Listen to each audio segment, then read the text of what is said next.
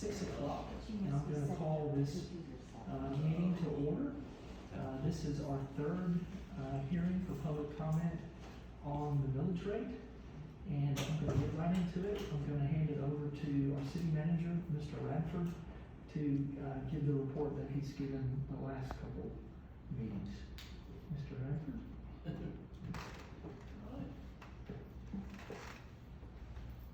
Well, thank you, and welcome everybody.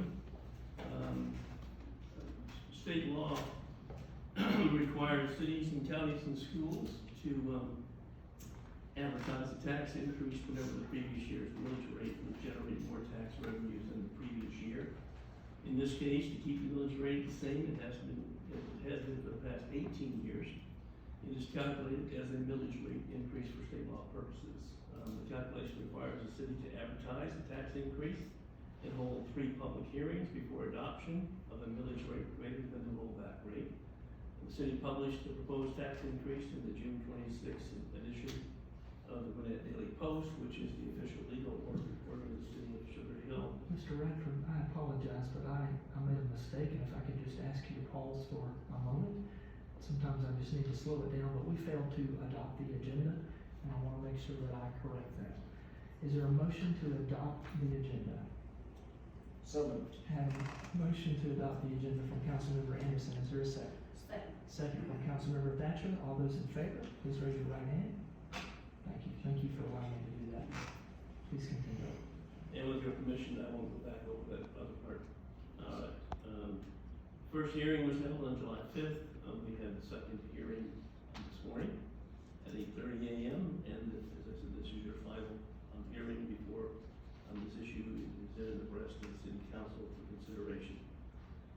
In 2021, the city began billing and collecting its own property taxes, joining other cities like Beaufort, Sewanee, Duluth, Lawrenceville, Snellville, Wilburn, and Norcross in performing this function.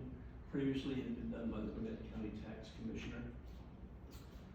I've said this every time we've had these hearings, that I'm proud of the hard work of our finance and customer service staff in making this transition seamless for the taxpayer. Our collection rate increased slightly, but just as importantly was our ability to promptly answer taxpayer questions during this transition and to answer questions with escrow companies and handling refunds when there were overpayments. Once council adopts the 2022 millage rate, staff is prepared to do the calculations, prepare the billing file, mail the tax bills, make the billing file available to escrow companies, as well as manage the payment process and as I said earlier, answer city taxpayer questions. Sugar Hill's millage rate has remained level at 3.8 mils for the past 18 years. This has helped the city navigate the economic chaos of the Great Recession, major weather events, and the global pandemic.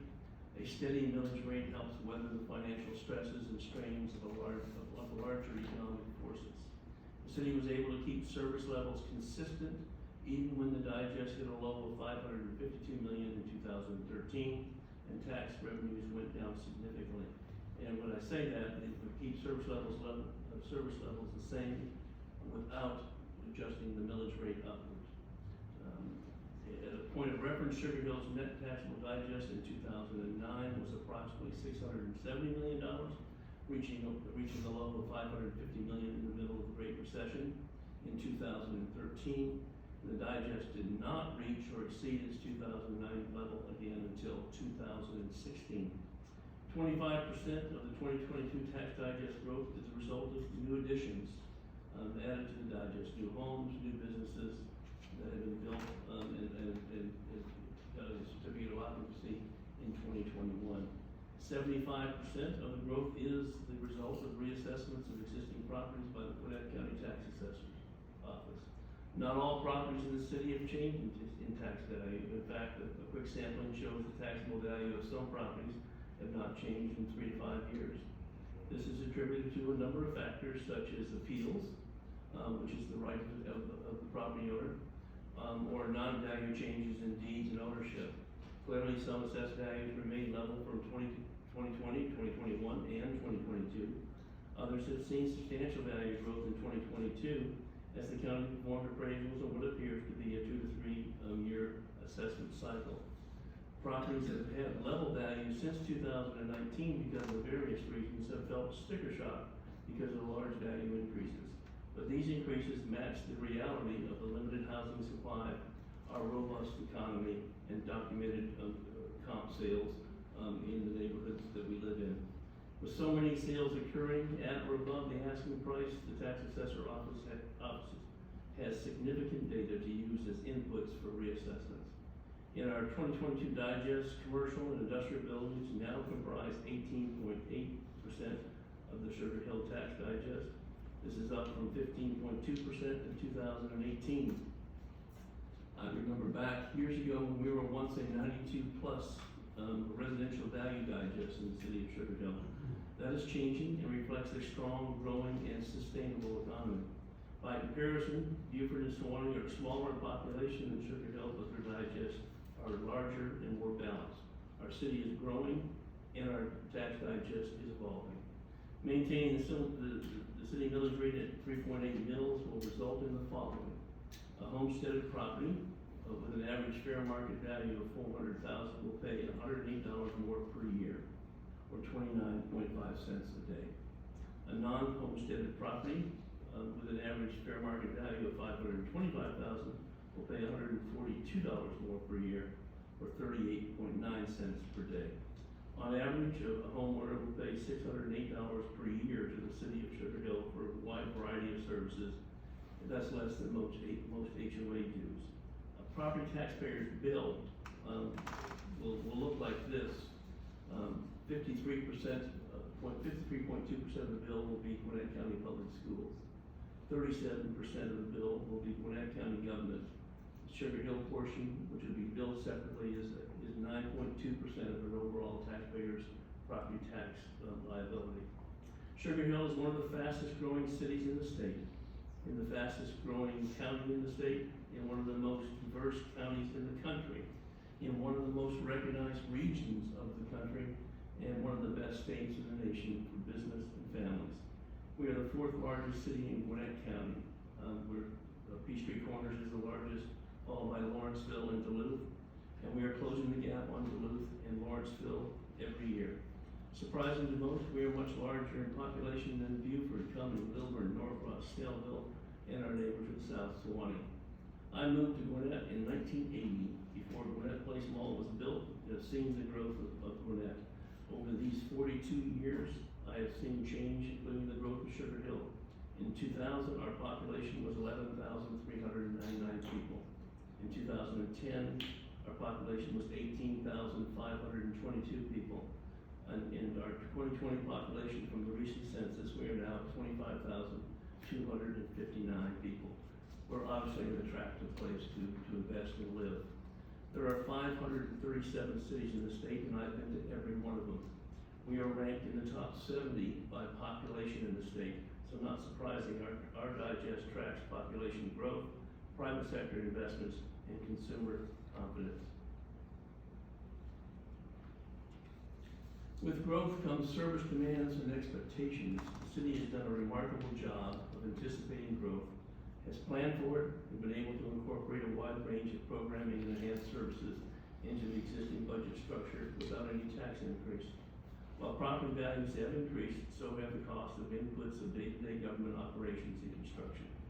Our annual capital improvement plan informs and directs our 1-year and 5-year investments in city construction. Construction costs have skyrocketed due to material shortages, supply chain issues, and labor shortages. Our projects are under construction, so we have to continue, and we have a management responsibility to deliver the projects as planned. They are and will cost more, but we will work hard every day to manage cost creep and not compromise on the high quality of projects we expect and demand. Like a first impression, you only have a one-time chance to get it right the first time. Otherwise, you are spending a lot of money to fix what should have been done right the first time. Maintaining our existing parks and green spaces, the Sugarloop Greenway and golf course, and building and maintaining our new parks and community gathering places will always be a priority to this city. We have a responsibility to do that for today and in the generations that follow. We also have a responsibility to maintain the highest level of service our community has come to expect and rely on daily. Yard clippings pickup and processing, yard debris chipping and disposal, stormwater management repairs, as well as maintaining the view sheds of Highway 20 and the Chattahoochee River to Commerce Drive and Peachtree Industrial, from Beaufort City Limit to Tench Road, are services our public works staff provide daily and is noticed by the community on a daily basis. It's much different than our neighbors to the west. Construction market cost increases, maintenance costs of parks and green spaces, as well as public works service level expectations keep us motivated each day to deliver the best products and services for the community as humanly possible, but they have a cost. The fiscal policies of this mayor and city council, as well as the previous 18 years of policymakers, they took a long-term view and embraced the strategy of applying the law of averages to the millage rate. This has helped build strong and reasonable reserves, kept service levels reliable and consistent, and helped the city manage through dramatic dips or slumps in the economy without raising the millage rate. We remain a popular place for college graduates. I have two of them, and I'm glad that one lives nearby. Young professionals, families, empty nesters, and seniors to live, work, stay, play, and pray, and investors have taken notice. We want to keep it that way by continuing to serve and nurture those that live here, welcoming with open arms those that move here, urging them to become part of our community fabric, embracing investors that want to build to our vision and the quality that we want, building a resilient and sustainable community, and ensuring long-term fiscal stability. We have remained committed to our collective vision while being flexible to changing market demands and conditions. We have onboarded sea-changing new assets such as the East Center, the Eagle Theater, the Bowl, Don P. Gilbert Plaza, our new parks, Ridge Lake Park, which is 22 acres on Highway 20, midway between downtown and the river, Gold Mine Park down Level Creek Road, and green space such as Orr's Ferry, 71 acres that abut the Chattahoochee River, and the Sugar Hill Greenway, which will be an 18-mile loop around our city, and our new marshal's office, who continue to get raving comments about their community engagement and community policing, and the Sugar Hill Golf Course, community garden, and lastly, Gary Purple Park. And something I'm most proud of is our human assets. The 100 men and women who come to work every day, including Saturdays, Sundays, and holidays, to deliver essential services that make life in Sugar Hill better. We've enjoyed a robust housing market for the past few years, but national efforts to stem inflation and slow down the cost of housing will eventually affect our community and our local economy as well. It is not if we will have a recession, it is when, and how steep and wide the drop will be. We must, as a city, be prepared to respond when things are not as rosy. Keeping the millage rate the same helps us do that. Maintaining a responsible, unrestricted reserve, the government name for a personal savings account, is not just proper fiscal practice, but it is also a good fiduciary. But as a good fiduciary, it is also an expectation of those who will serve every day in Sugar Hill to be there to provide essential services during good and bad times. I conclude my report with a recommendation that the city keep the millage rate at 3.8 mils, the same rate it has been for the past 18 years. With that, Mr. Mayor, members of the council, I conclude my remarks. Thank you. Thank you, Mr. Radford, and I do realize that for some of you, this is the third time that you've heard this report, but before I open up the public hearing for public comment, I do need to ask if there are any questions of you all regarding what Mr. Radford has presented. All right. No questions? Okay. I will now move on to opening up the public hearing for public comment. And I'll invite members of the audience to come up if they would like to say a word. Yes, sir. Mr. Schultz. Yeah, you remember my name. You know the routine. Yes. Schultz, 5350 Windswept Trace, Sugar Hill, Georgia. Thank you, sir. 30-year resident. Thanks, Paul, for your presentation. I have little discrepancies with some of the things you told us. One of which being 89% of single-family homes got an increase this year in their appraisals.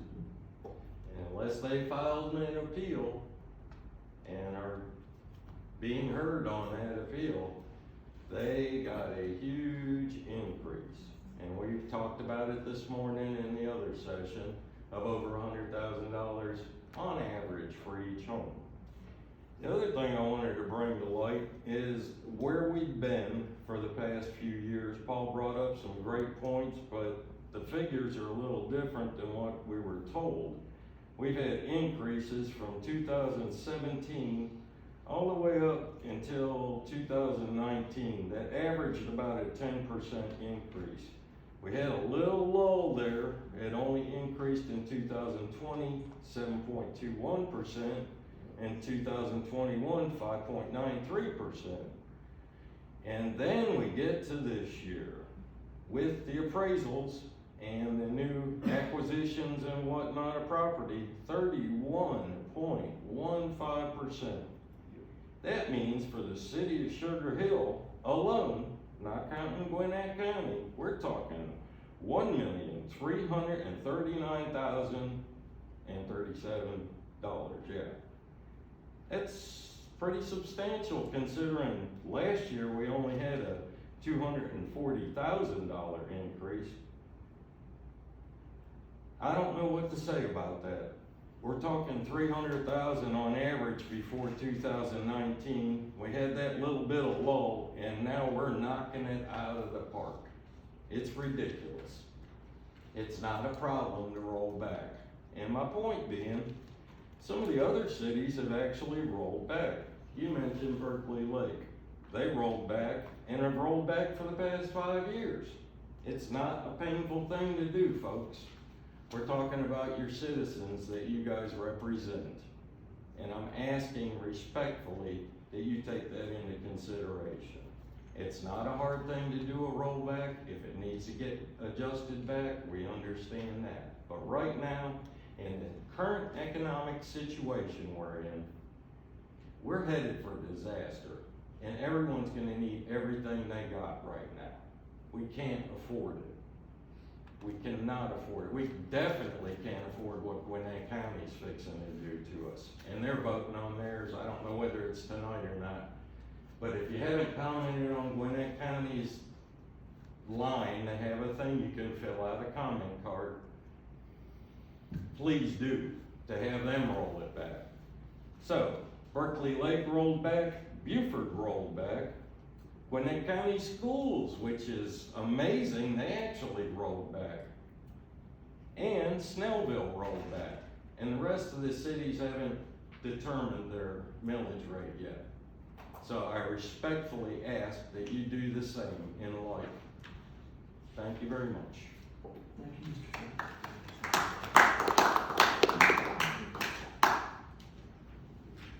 And I respect the respectful way that you did all of that. I appreciate it. Yep. I did want to just add every now and then it's great to go back and read the ordinance, and we do have some decorum requirements, and I just want to offer those. And there's some language in there about kind of disturbing the meeting, and so I appreciate applause. I just ask that y'all just kind of keep it down just a little bit. And there's also some language in here that says that remarks should be directed to the council as a body, and so I would just ask that just be respectful of other people. This hearing is not about a particular person, and so we're here to listen to you guys, and I just want to make sure that we do this respectfully, and I appreciate it. And like I said, Mr. Schultz, I appreciate the respectful way that you did it. Thank you. And next, I will ask if there's anybody else that'd like to come up and speak. Yes, ma'am. Ms. Avery, if you don't mind, just give your name and address for the record, and Sure. I appreciate it. I'm Meg Avery, and I live at 4575 Forest Green Drive. And I've lived there, my husband and I have lived there since 1990. So we have really seen a lot of changes throughout the years. you know, changes in the city and the council and ways to do things, and, and I will agree, there has been a lot of positive growth in Sugar Hill. And I sat down today and thought, okay, let me think of the things that have been really positive. Like the Sugar Hill Bowl is great, and so is the Splash Park. And then if I could, this is a hearing on the millage rate, and while I appreciate all that, if it's linked to the millage It rate, is. that's great, all right? Okay. And I just wanted to point out, you know, some of the growth here, I know we're seeing more growth. And what we have seen has been really great. You know, the Eagle Theater, the museum and the art gallery, you mentioned the community center and the E-Garden and the Greenway, the new Veterans Monument is gorgeous. You know, but we are looking at some things that have really not been all that positive that has used taxpayer money as well. It's kind of crowded downtown. The apartments, it just feels like we're kind of squeezed in. We lost the town green and the gazebo. I loved having the Christmas tree lighting there every year. We lost Robinson Park, and having the fall festival was really great. We had so much more room at Robinson Park on Little Creek, and we had a lot more vendors too. This new parking deck coming up, I don't know about that. So the millage rate does stay the same, which on paper and in theory sounds really great, but we're paying more in taxes due to these new appraisals. So therefore, as we all know, there's a higher revenue in taxes. So the residents are facing more money in taxes and also more money for garbage services. A family like us, we would use a box of bags for about 5 or 6 months, about $40. With the new garbage rates, we're looking at 5 months for $91. So there's a big increase there in addition to our taxes. Some homeowners have put off projects and are being financially smart for their family due to higher cost of material, labor, and gas, which was pointed out as to why some things are more expensive and why we need more revenue. And the city needs to realize that this community is a family. And if a small family can make sacrifices, then I just think the city leaders should do the same for their community. And isn't it possible to either scale back some projects or put them off till next year? Just like a family makes sacrifices, and this community is all our family. And what about the golf course? I'd like to know if it's breaking even or making a profit. And maybe the golf course should have been sold instead of the park. The chippers, now I know this is probably a small thing, the chippers on Monday is a great service. And I'd like to know if the drivers ever fill out a report of how many homes in each subdivision put out limbs or branches or whatever on Mondays. Because if they go to every subdivision on Monday and a third of them don't put out anything, that's wasting gas. And maybe that's a little thing, but it might be something to look at. And I'm wondering how the East Center is doing with profit. And I just think it would go a long way toward restoring faith and confidence in the city leaders if the millage rate decreased, even just a little bit. The residents would be grateful that you are looking out for them and being financially responsible instead of adding more growth and the taxes. We have a sweet life in Sugar Hill. Most of us can agree, but we don't want it to really leave a sour taste in our mouth instead. Thank you. Thank you, Ms. Avery. Is there anybody else that would like to? Yes, sir. And I always have to ask you this, if you could just please give your name and address for the record, we would appreciate it. Hello, Tom Lamont, 809 Whitehead Road. So you pride yourselves on keeping the millage rate the same, but you do the bare minimum to publicize the fact that you take in additional revenue every time there's a net increase in property values. Presentation we saw tonight pointed that out, but probably doesn't get pointed out very often. One of your cheerleaders actually even had the audacity to say in a millage rate discussion a few years ago that taxes were not going up even though property values increased.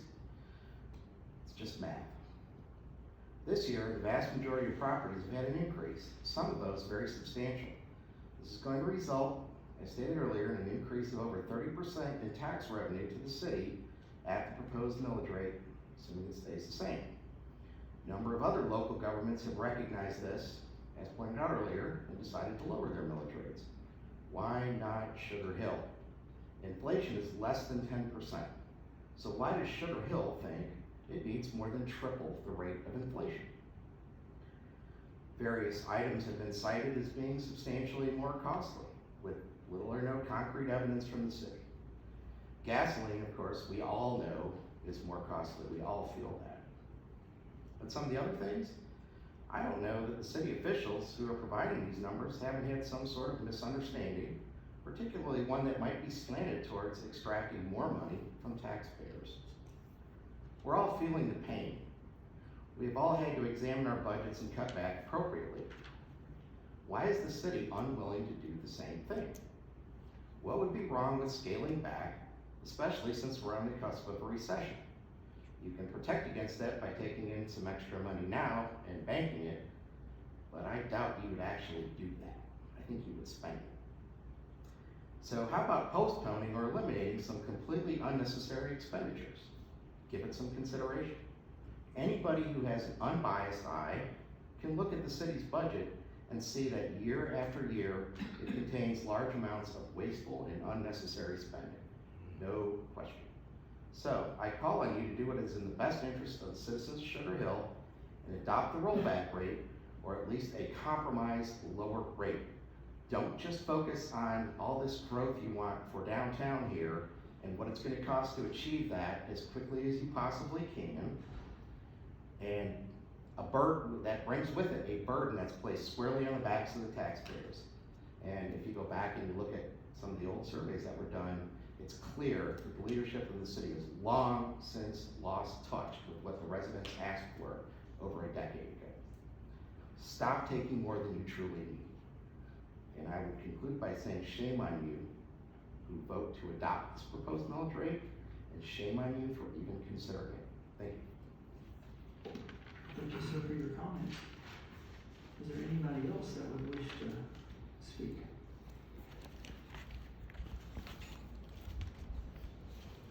Yes, ma'am, same process, thank you. Amber Chambers, 809 Whitehead Road. So I come into all these hearings, I've now sat through 3 of them, and not once in any of them did the city manager mention the 31.15% anticipated increase in tax revenue by the city of Sugar Hill. That's a pretty massive number, especially when you consider that the previous 5 years, the city's tax revenue increased between 5 and 12%. It's also interesting to me that the city's Sugar Hill revenue increases every year, even with your unchanged millage rate. Even the city admits that it's mostly about 75% by your count due to the property reassessments, yet you still consistently try to downplay the role that the property reassessments play in our taxes. Last year, I asked the Gwinnett County tax assessor how many properties they reassessed in 2021. They told me via email, and I quote, "All properties in Gwinnett County, therefore Sugar Hill, are appraised by mass appraisal each and every year."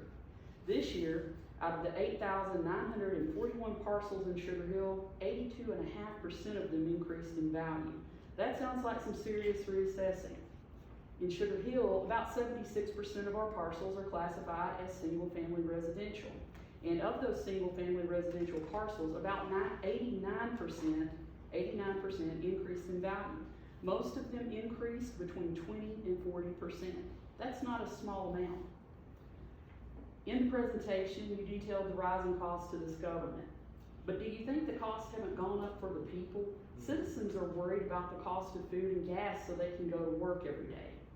And in your presentation, you mentioned the worldwide pandemic. Over the past 2 years of attending all of your public meetings, I've heard you complain about the worldwide pandemic's impact on the government. But do you think that the pandemic didn't affect people? When I look at the government's costs, I don't see a lot of fiscal prudence. In the first millage rate hearing, you mentioned the increasing fuel costs for public works, the gas and recreation departments, and public safety. I get the first 3, but not only did you not ask residents about creating a public safety department, you did your best to conceal it from them until the plans were well underway. The city purchased large SUVs for its public safety department. large, gas guzzling SUVs, and I'm still not sure that we're much safer because of it. You said the largest expense the city is facing is the cost of construction. You claim this is for the residents. However, I have not heard large segments of the public clamoring for a massive multi-million-dollar pedestrian bridge across 20, a new meeting room in the East Center, or cemetery improvements and additions. Although the Greenway seems popular, it was originally conceived as a loop. Now, when I go to meetings, I hear talk about spurs.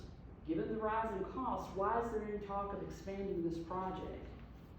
I've heard the city briefly mention the idea of postponing projects before, and in the end, the answer was, well, we don't see costs going down anytime soon. And I suspect that's probably correct. And that being the case, we need to consider whether certain things are really worth doing at all. You talk about building a community, but communities are about people, not structures. And right now, the people need their money more than you need it. They need you to prioritize them and lower this millage rate. Thank you. Thank you, Ms. Chambers. Is there anybody else that would like to speak?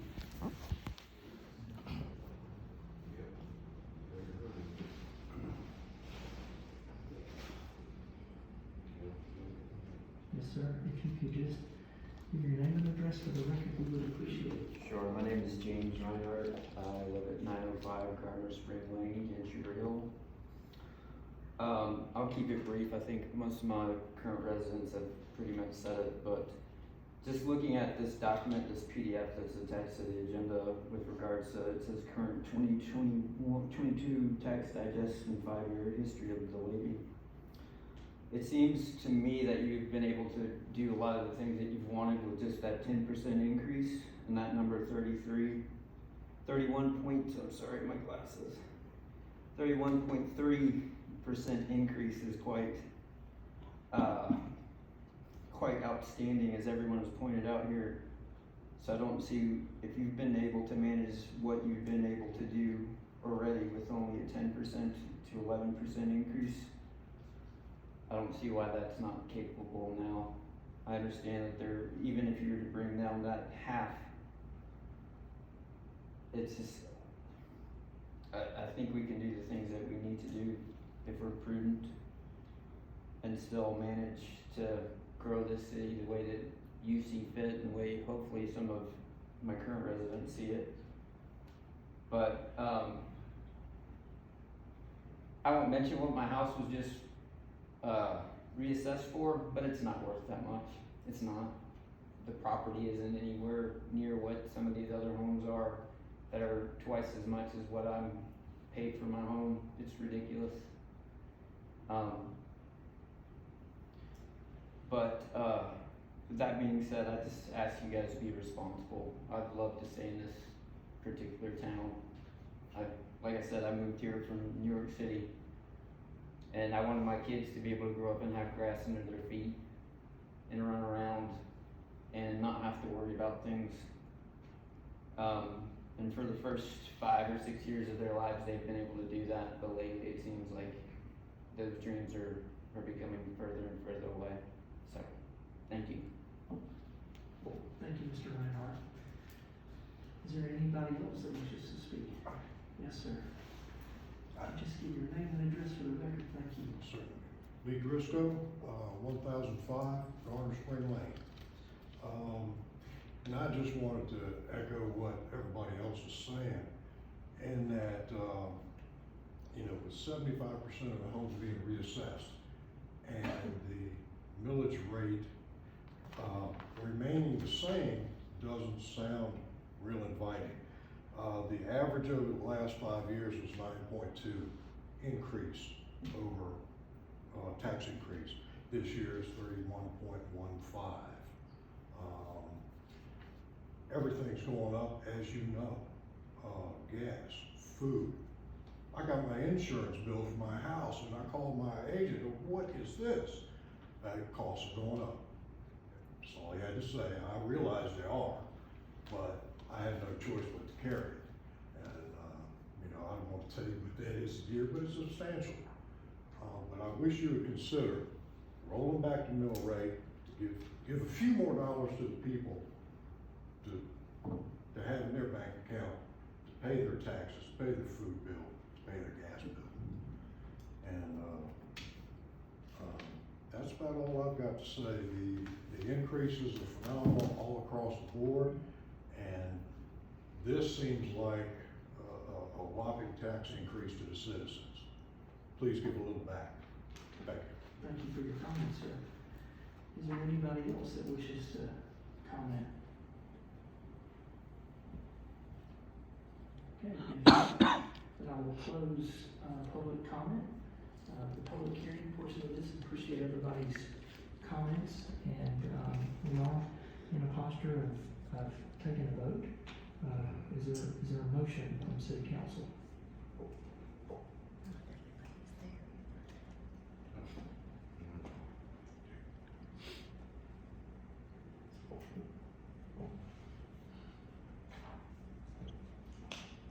I make a motion to adopt the, 3.8 millage rate as it stands today.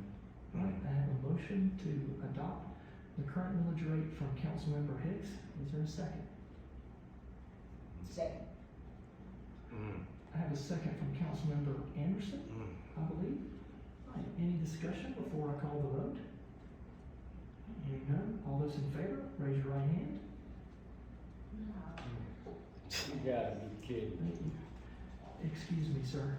We're in the middle of this meeting still. I'm not getting my. It's all right, you're a public servant. People have the right to talk and voice their opinion. You gotta remember, you work for us, we don't work for you. What you don't have is the right to disrupt this meeting, and I made that pretty clear at the beginning, and I You made appreciate it your clear what comments. you do, you made it clear. All right, so we have no further action to take on this agenda. Is there a motion to adjourn? All right, I have a motion to adjourn from Councilmember Thatcher. Is there a second? Second, Ty, from Councilmember Hicks. I'll vote for him. All those in favor of adjourning, please raise your right hand. All right, we are adjourned. Shame.